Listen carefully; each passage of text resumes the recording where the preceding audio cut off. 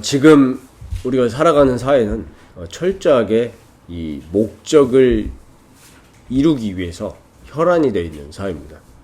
그래서 어떻게 하면은 이 목적을 이루기 위해서 수단과 방법을 가리지 않죠. 그렇기 때문에 그 목적을 이뤄가는 과정에 있어서 온유함보다는 당연히 어떤 그 목적을 이루기 위해서 좀 파괴적이고 또 이기적이고 또 그런 모습들, 그런 성품들이 나타나는 것들을 우리가 볼 수가 있습니다. 우리가 이런 세상을 지금 살아가고 있단 말이에요. 그리고 또 정신적인 질병에 대해서 얘기하지 않을 수가 없는데, 특히 오늘 이제 제목이 온유함인데, 그 온유함의 반대라고 했을 때 우리 분노, 또 좀 파괴적이고 급진적이고 이런 것들을 우리가 고를 수가 있는데, 우리 정신적인 질병에 있어서 특히 지금 분노 조절 장애, 이게 굉장히 좀 심각하죠.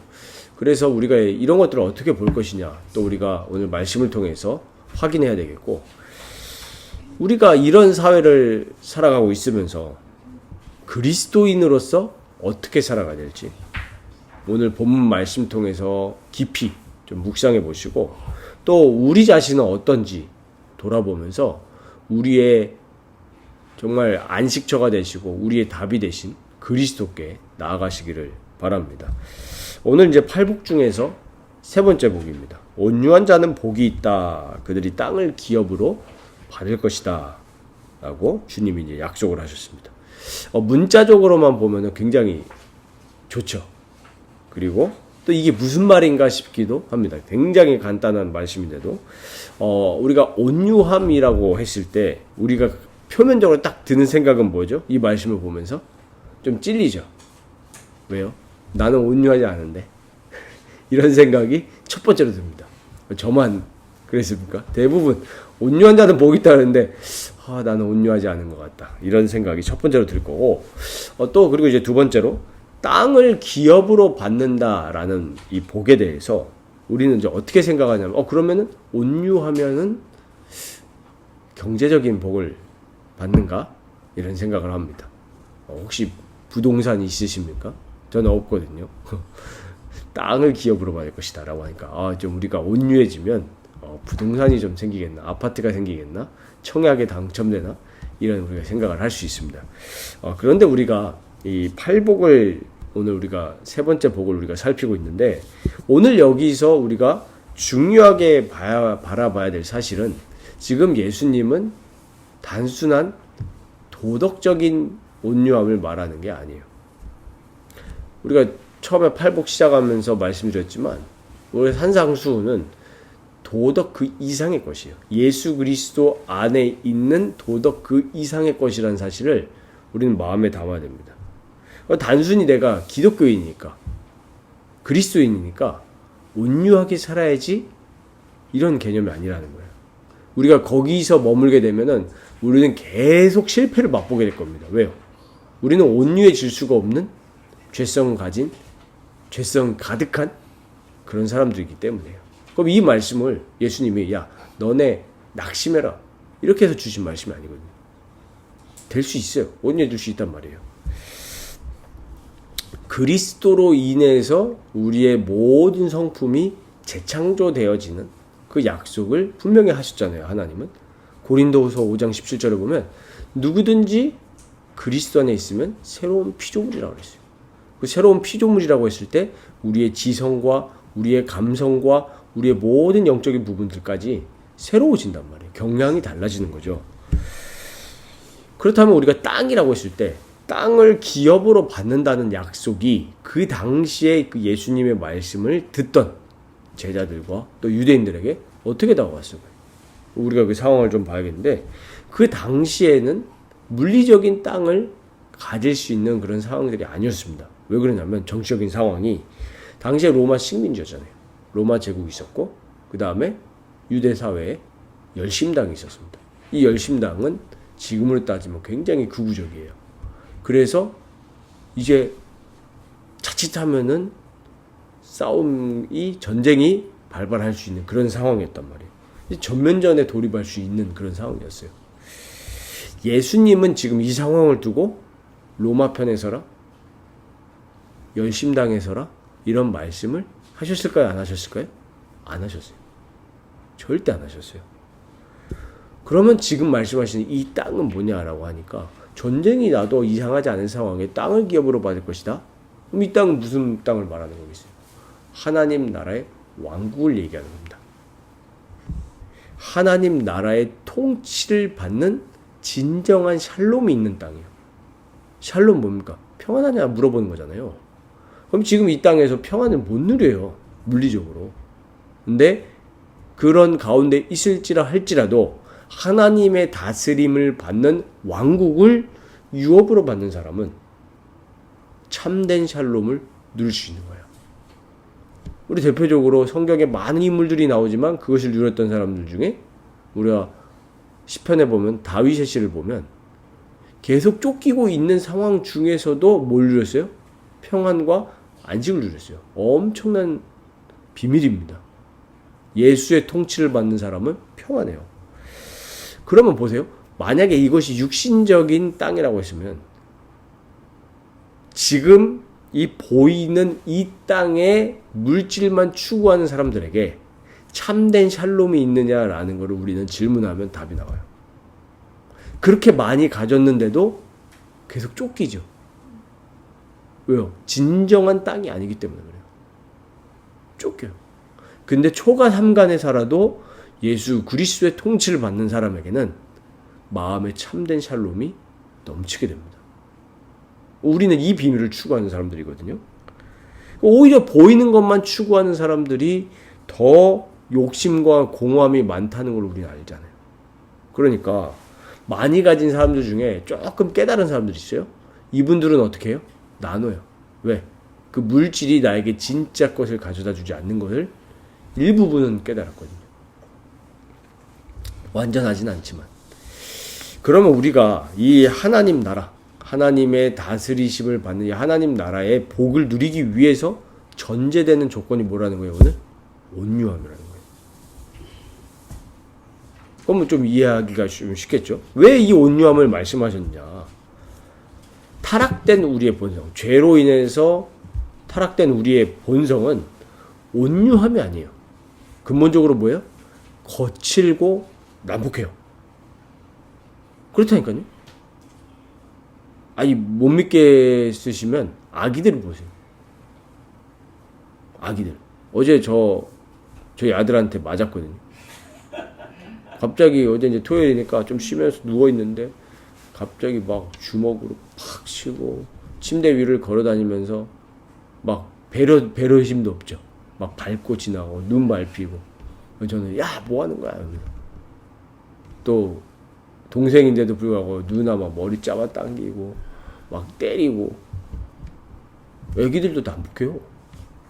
왜요? 다 그게 나타나시는 거예요. 인간의 죄악된 본성은 어머니 뱃속에서부터 난폭하고 거칠해요. 이 상태에서 이 온유하지 않는 우리 죄악된 본성 그대로 살아가게 되면 참된 평안이 있겠습니까? 절대 없죠. 하나님의 지배를 받을 수 있을까요? 지배를 받을 수가 없어요. 왜? 마음 자체가 이미 죄악된 본성이기 때문이에요.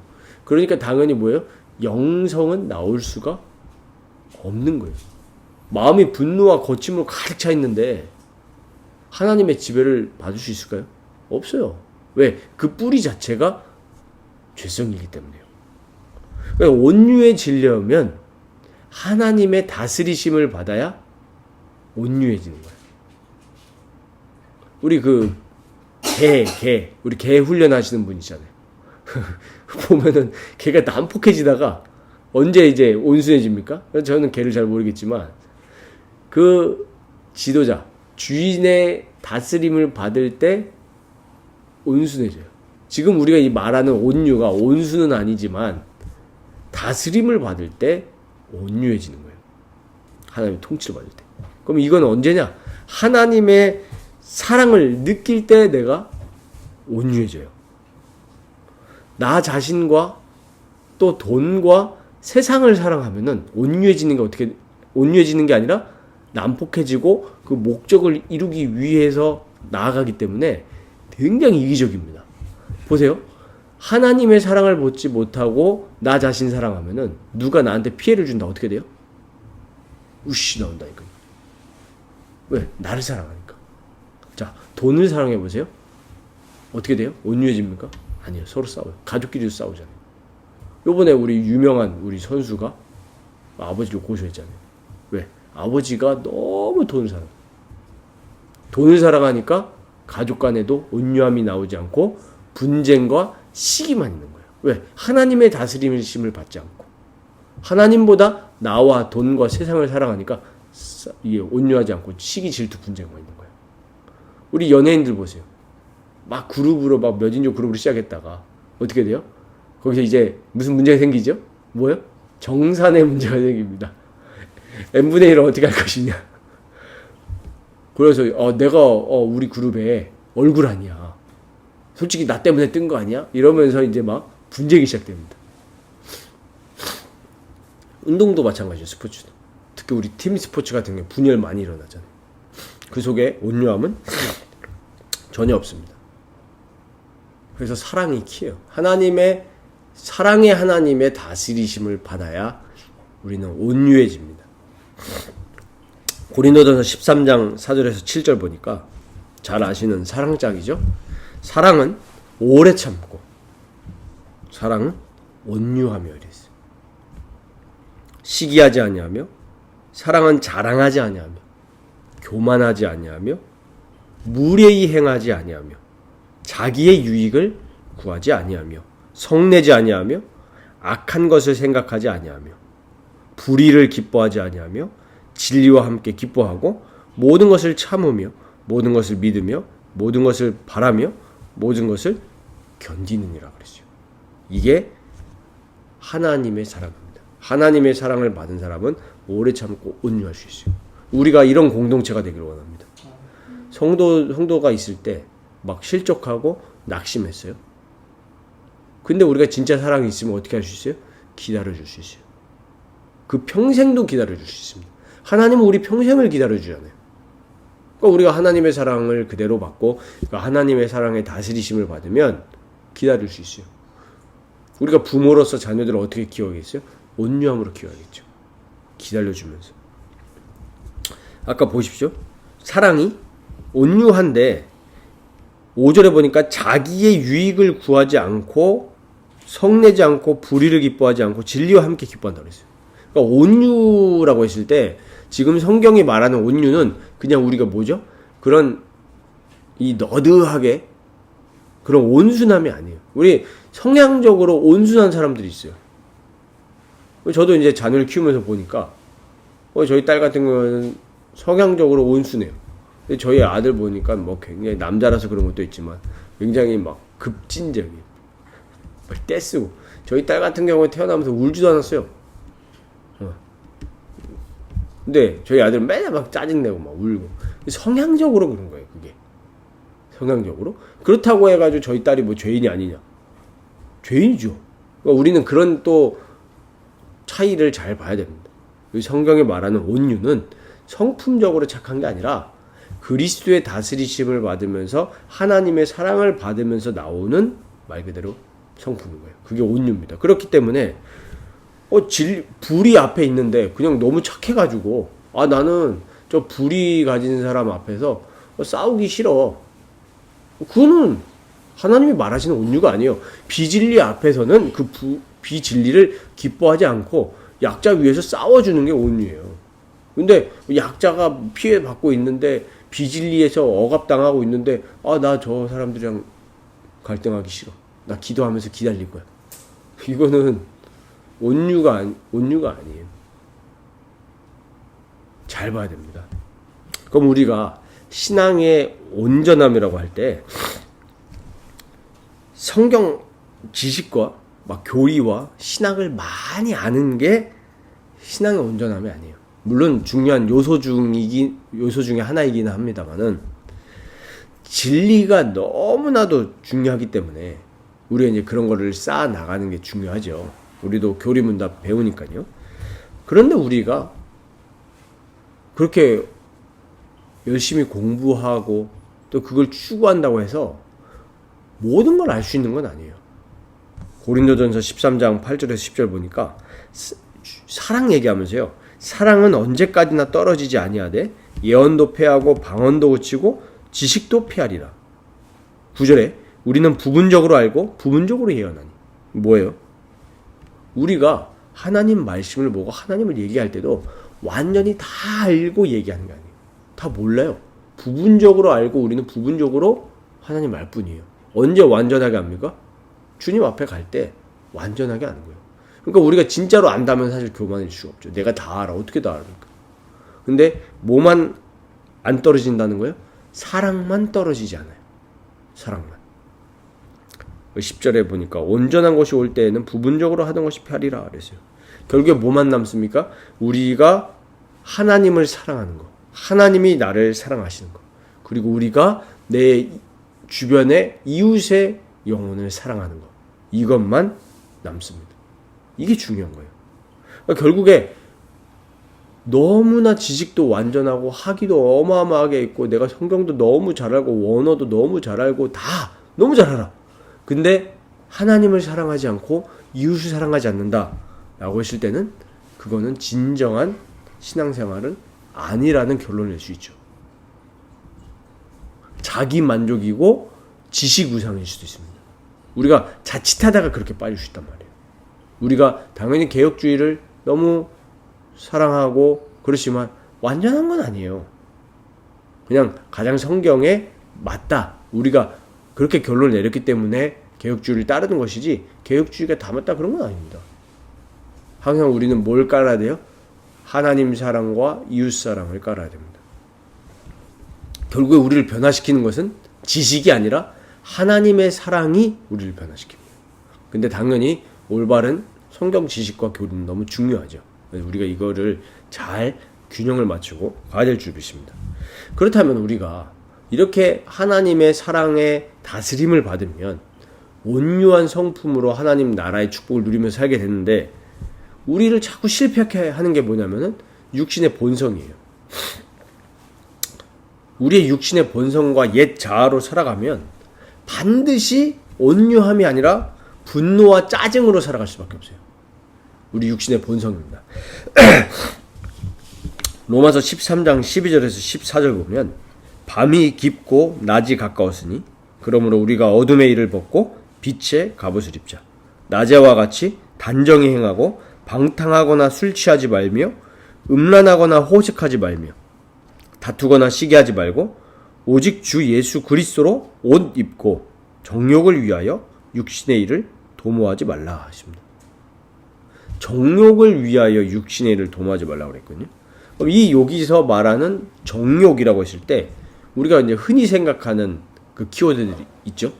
뭐 음란, 뭐 호색, 쾌락 이런 단어들이 떠오르는데 근데 여기서 말하는 육신의 정욕은 그거에서만 그치는 게 아닙니다.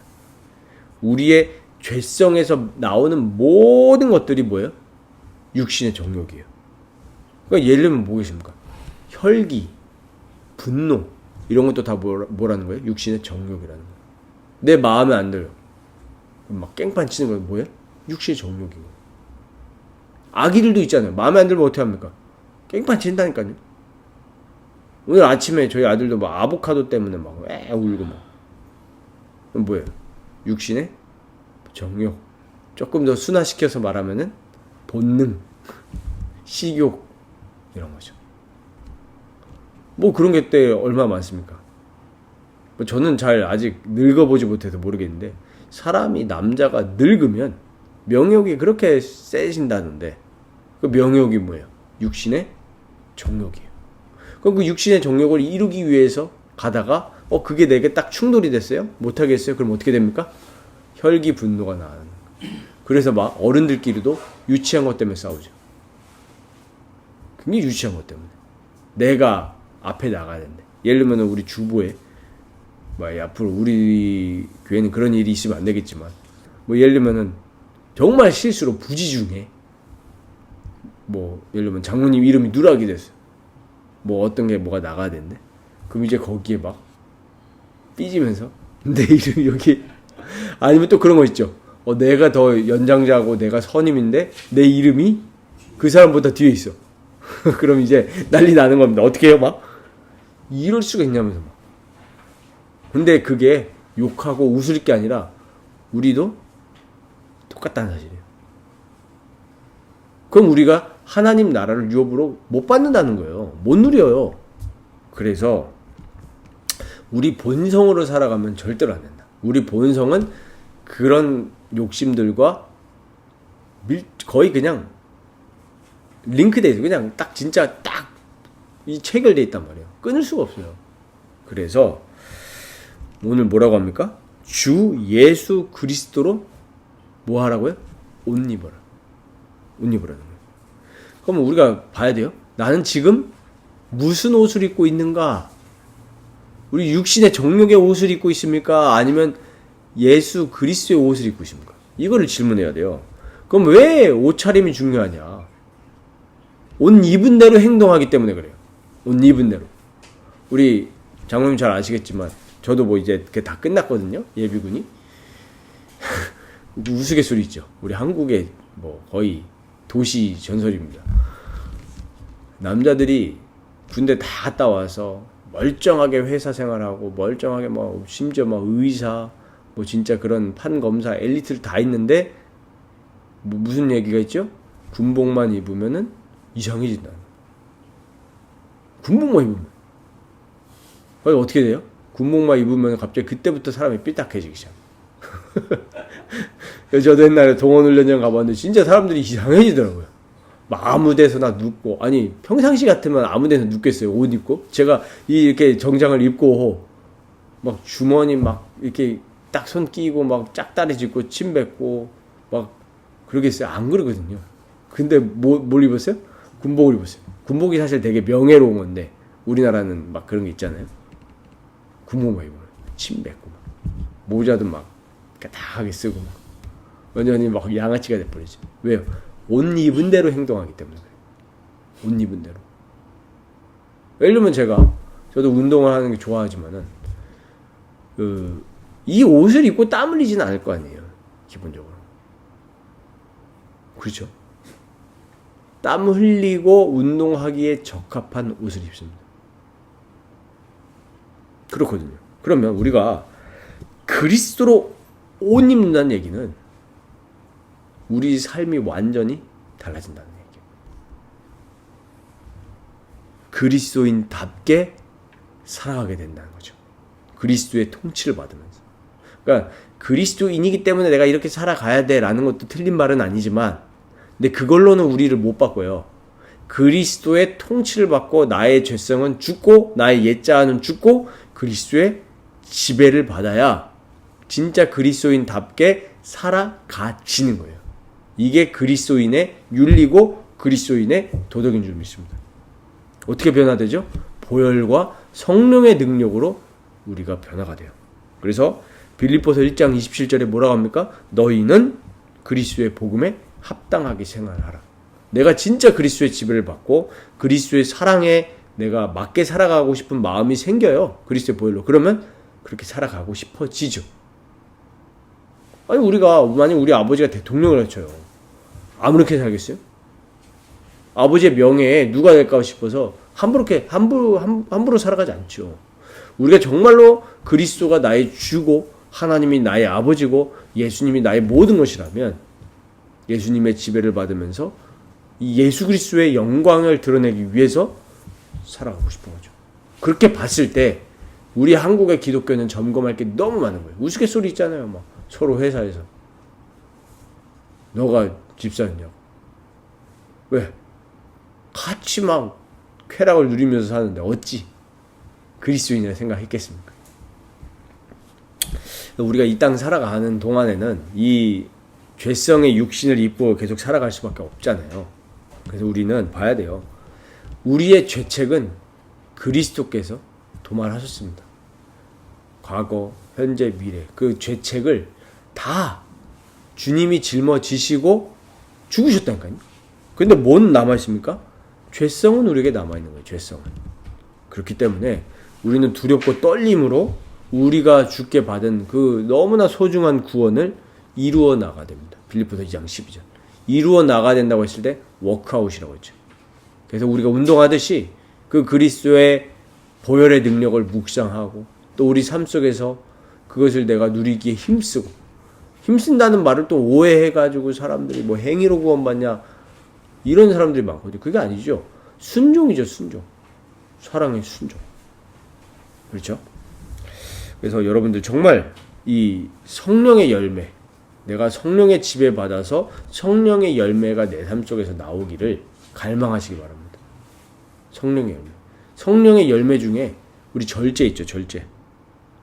내 분노, 내 이런 모든 것들을 컨트롤할 수 있는 게 절제예요. 누가 화가 안 납니까? 다 화나죠. 특히 이렇게 막 덥고 습한 날은 사람들이 그 육신의 본성이 그대로 행동하죠. 저도 뭐 참 낯이 부끄럽지만은 다 그렇게 행동한단 말이에요. 그래서 우리는 성령께 기도해야 됩니다. 주님, 정말 내가 성령의 충만함 받아서 나의 삶 속에서 죄성이 막 드러나는 게 아니라 그리스도의 영광과 하나님의 성품이 나타날 수 있도록 주님 나를 성령으로 붙들어 주시옵소서. 이 기도하면서 살면 하나님 응답하실 줄 믿습니다.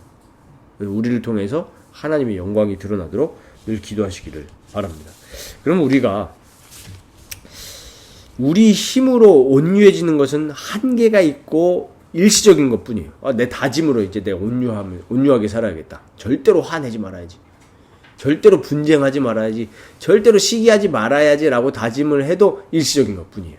그래서 우리가 하나님의 다스리심을 받아야 돼요. 예수님이 오늘 온유한 자는 복이 있다 이 말씀을 하실 때 우리 스스로 온유해질 수 있는 능력이 있는 걸 알고 말씀하신 것은 절대로 아니에요. 예수님은 우리의 모든 걸 아십니다. 우리가 안 될 죄인이라는 것을 아세요. 예수님은 우리에게 뭘 기대하지 않으십니다. 그래서 자기를 기대하라고, 자기에게 기대라고 하시죠. 우린 능력이 없습니다. 우리의 능력으로는 절대 안 되지만 하나님의 다스리심을 받으면 우리의 성품도 온유함으로 변화될 줄 믿습니다. 우리가 어떻게 하나님의 다스리심을 받을 것인가? 답은 딱 하나죠.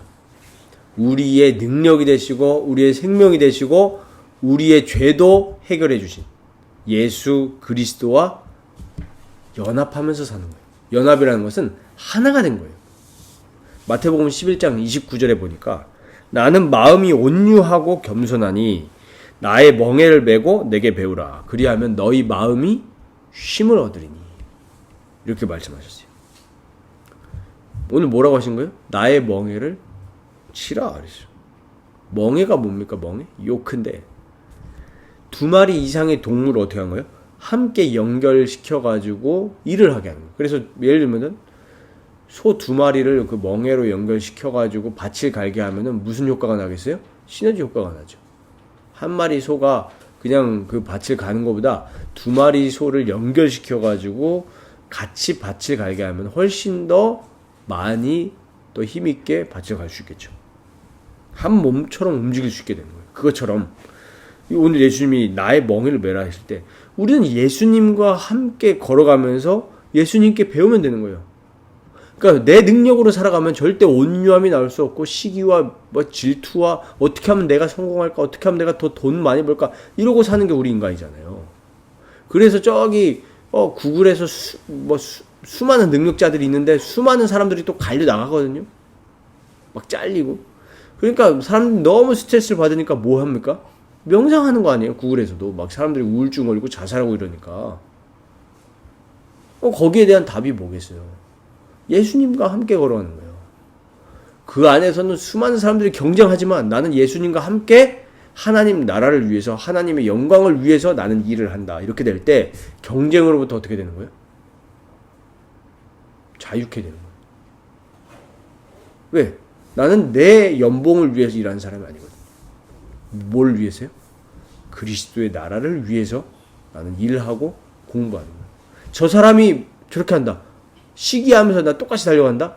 그러면 나는 그리스도의 다스림을 받는 상태가 아니라 내 죄성으로서 살아가는 삶밖에 안 되는 거예요. 그러면은 어떻게 되죠? 마음에 샬롬이 없는 거예요. 지금 하나님의 나라를 지금 유업으로 못 받는 상태 아니에요. 샬롬이 없고 뭐만 있어요? 분쟁만 있고 조급함만 있고. 조급함이 있으니까 어떻게 돼요? 온유함이 나와요? 싸우죠. 온유는 언제 나옵니까? 내 마음에 여유가 있을 때 온유함이 나오는 거예요. 그 여유는 누가 주시는 거예요? 그리스도께서 다스리실 때 온유함이 나오는 거예요. 그러니까 오늘 예수님이 뭐라고 하십니까? 내 멍에를 같이 지라. 예수님과 함께 걸어가면서 우리가 예수님께 배우고 예수님의 다스리심을 구한다면은 우리는 참된 평안함과 참된 온유함이 나오게 됩니다. 그러니까 제일 중요한 게 뭐겠어요?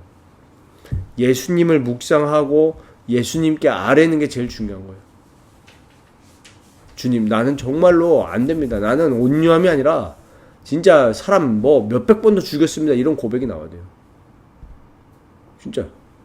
그게 회개입니다. 그러나 주님, 이런 연약한 나를 아시고 십자가에서 죽으셨고 부활하셔서 지금 나와 함께 하신다는 걸 난 믿기 때문에 그 예수 그리스도의 다스림을 받기 원합니다.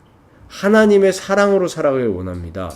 이렇게 우리는 고백하면서 살아갈 때 눈에 보이지 않지만 주의 성령께서 우리 마음을 변화시키십니다. 그래야 우리가 이 성령께서 주시는 그 힘과 여유가 있어야 온유함이 나오게 되죠. 그래서 갈라디아서 5장 22절에서 25절 보니까 오직 성령의 열매는 첫 번째 말하는 게 뭔지 아세요? 사랑이에요. 사랑. 순서도 중요해요. 동시에 나오는 것들이긴 하지만 첫 번째가 사랑이에요. 사랑과 희락과 화평. 희락과 화평이 있는데 어떻게 분노가 나오겠어요? 여유가 있는데. 내가 조금 손해봐도 우리는 누굴 신뢰하는 거예요? 하나님을 신뢰하기 때문에 하나님이 그것을 메꿔 주실 거라고 우리는 믿거든요. 그러니까 손해볼 수 있는 거예요. 근데 하나님이 책임져 주시지 않을 거야 라는 신뢰가 없으면 우리는 절대로 손해함을 못 봐요. 왜? 이거 내가 또 채워야 되니까. 내가 또 수고해야 되잖아요. 사랑입니다. 사랑, 희락, 화평. 오래 참음, 자비, 양선, 충성과 두 번째 마지막 23절에 뭐라 나와요? 온유와 절제니. 온유와 절제. 이 같은 것을 금지할 법이 없느니라. 그리스도 예수의 사람들은 우리죠. 육체와 함께 그 정욕, 아까 얘기했죠. 그 정욕과 탐심을 십자가에 못 박았다. 아까 바울이 그 얘기했잖아요. 정욕, 육체의 정욕. 로마서 13장 14절에 정욕을 위해 육신의 일을 도모하지 말라 그랬는데 성령의 열매가 나오게 되면 육체와 함께 그 정욕과 탐심을 십자가에 못 박고 그리스도의 다스리심을 받으면서 사는 상태인 거예요. 만일 우리가 성령으로 살면 또한 성령으로 행할지니. 그러니까 성령의 다스리심을 받으면서 행하는 상태인 거죠. 그러니까 이제 뭡니까? 죄성 가득한 옛 자아는 십자가에서 같이 죽고 그리스도와 함께 재창조되어진 새 사람으로 살아가는 거예요. 이게 뭡니까? 하나님 나라의 비밀이에요. 하나님 나라의 일이에요. 그래서 온유함을 통해서 궁극적으로 이루는 게 뭐죠? 하나님의 뜻을 이루게 됩니다. 온유함을 통해서 저 사람 착하다 이거 드러내기를 원하시는 게 아니라 온유함을 통해서 하나님의 뜻이 이루어지는 거예요. 온유함을 통해서. 성품이죠. 예를 들면 제가 목회를 하면서 온유함이 드러나지 않고 자꾸 급진적으로 분노와 이런 것만 한다. 하나님의 뜻이 제 목회를 통해서 이루어질까요? 안 이루어지죠. 사람들은 어떻게 되겠어요? 시험 들죠. 하나님의 뜻이 이루어지겠습니까? 안 이루어지죠. 우리 직장 생활도 마찬가지예요. 우리가 온유하지 하나님의 다스리심을 받아서 온유하지 못하면 그 속에서 나를 통해서 하나님의 영광이 드러나고 복음이 전해지고 하겠습니까? 안 된다는 거예요. 우리가 이걸 착각해가지고 하나님은 내 성품과 상관없이 역사하죠. 그 하나님이 역사하는데 왜 내 성품은 못 바꿔요? 그거부터 질문해야지. 우리는 우리랑 상관없이 복음 증거돼 라고 이렇게 얘기하면서 율법은 무시하고 막 살아. 하나님 역사해. 근데 그 질문을 해야죠. 아니 하나님이 역사하면 니는 왜 네 성품은 안 바뀌냐? 다른 사람 전도하는 역사는 있는데 왜 내 성품만 바뀌어요? 우리는 결국 궁극적으로 온유함을 통해서 하나님의 뜻을 이루게 된다. 우린 거기에 목적을 맞추고 살아가면 됩니다. 그럼 우리가 오늘 결론적으로 돌아봄이 필요합니다. 우리가 어떻게 착각을 하냐면 나는 좀 신앙생활을 괜찮게 하고 있구나라는 이 검증되지 않은 생각을 우리는 은연중에 너무 많이 하고 있어요. 이게 뭐예요? 스스로 의롭다고 착각하고 있는 거예요. 진짜 허망한 착각이죠. 뭘 우리는 돌아봐야 되냐? 지금 내가 내 육신의 본성대로 살아가고 있는 것은 아닌지 돌아보고 점검하면서 회개해야 합니다. 돌아봐야 돼요. 늘 돌아봐야 돼요. 하루 마무리하면서 꼭 돌아보시기 바랍니다. 그럼 우리가 뭐가 나와요? 매일매일 회개와 돌이킴이 나오겠죠. 회개가 곧 돌이킴이니까.